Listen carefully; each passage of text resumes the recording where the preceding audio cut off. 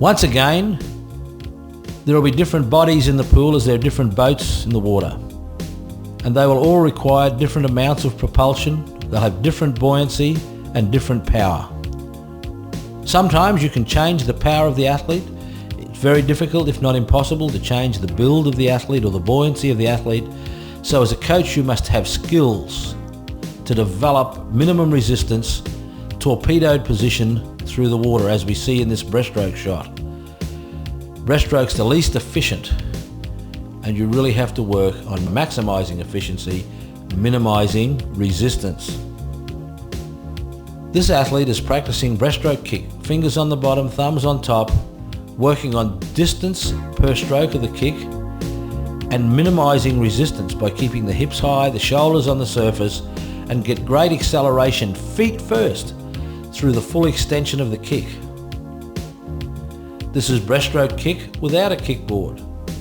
Once again, you'll notice the athlete is breathing every two, getting great speed at the back of the kick, and there's no movements, downward movements on the arms. The thumbs are down, the little fingers up in a pulling position. Nice high hip position. Shoulders on the surface and great acceleration through the full range of the kick. In breaststroke, the two most common faults are not finishing off the kick with the heel squeezed together, getting a nice rebound action, and not accelerating through the full range of the kick. Heels coming right up, touch the bottom, so that the range of kick is even greater. Here we see the athlete, after working and developing great kicking skills and body position, working on the arms, breathing every two. The reason for that is so the athlete doesn't slide back in the water. They go over the stroke. They don't pull the stroke up and slide back down. The elbows are high, shoulders are high, hips are stable, continuous movement through the arm action, outward skull, inward skull, working on timing of the breath and perfect pull. This is teaching or working efficiency, firstly with the legs, minimizing resistance, now working on the arms to maximize force. And of course, we're going to combine the arms, as you see here, breathing every two to get over the stroke, working with paddles to overload the arms, and having the ankles tethered together with just a simple band, no pull buoy, is highlighting the need for good body position in the water. This is a very, very good example of great breaststroke technique. You can see the outward skull and the force being created. Of course, that you'll put all those skills together. That is, the great kicking skills that were first practiced, the pulling skills, always working on minimizing resistance and maximizing force. Put them all together, so the timing of the breath and the timing of the stroke, and in breaststroke the timing of the stroke is all important.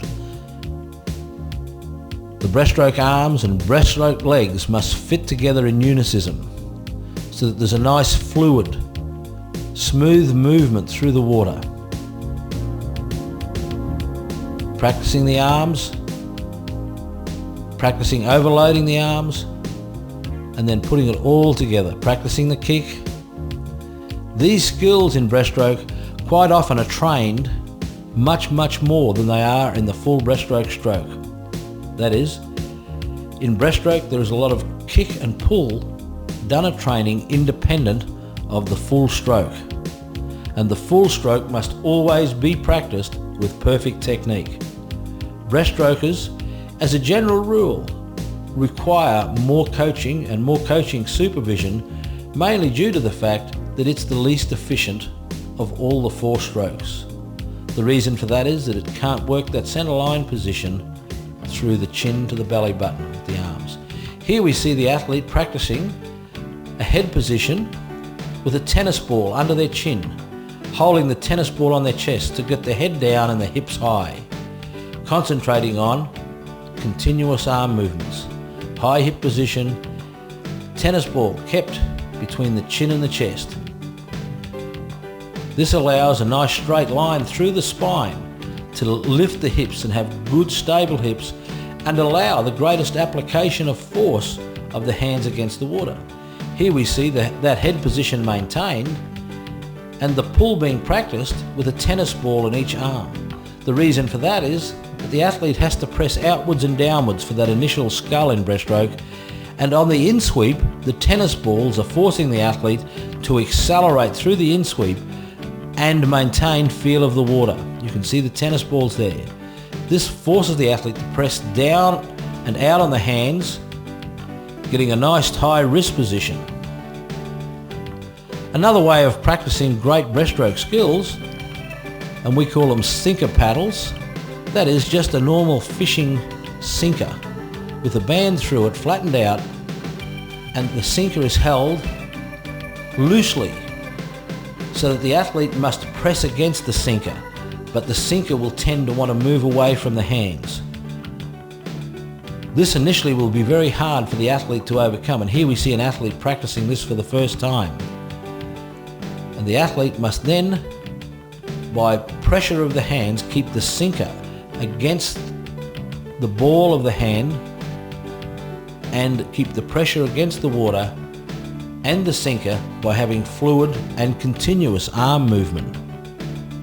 The sinkers will move, especially on the inward scull, faster on most occasions than the arms are moving. And this must force the arms and the hands to have a high wrist position and press against that sinker position.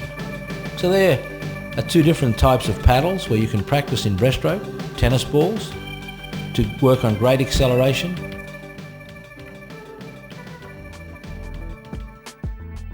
When looking at breaststroke, I think breaststroke, you've got a stroke in breaststroke that's very leg dominant, so the kick becomes very, very important in breaststroke.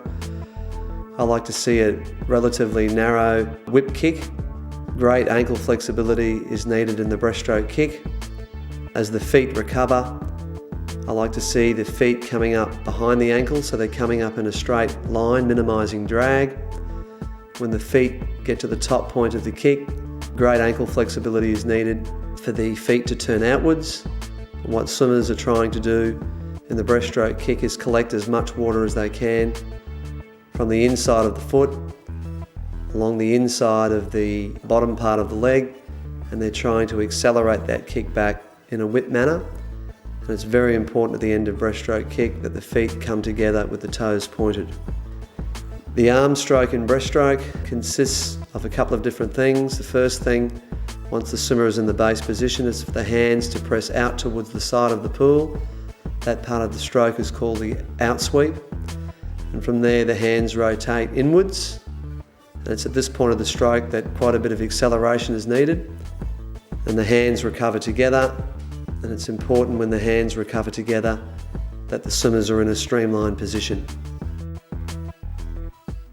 In breaststroke, I feel there are three major points of acceleration. One is the outward press of the stroke. The second point of acceleration is the inward scull of the hands. And the third important part in terms of acceleration through the water is the leg speed on the way back. So it's the outward press, the inward scull of the arms, and then the legs take over for the third part of the breaststroke stroke.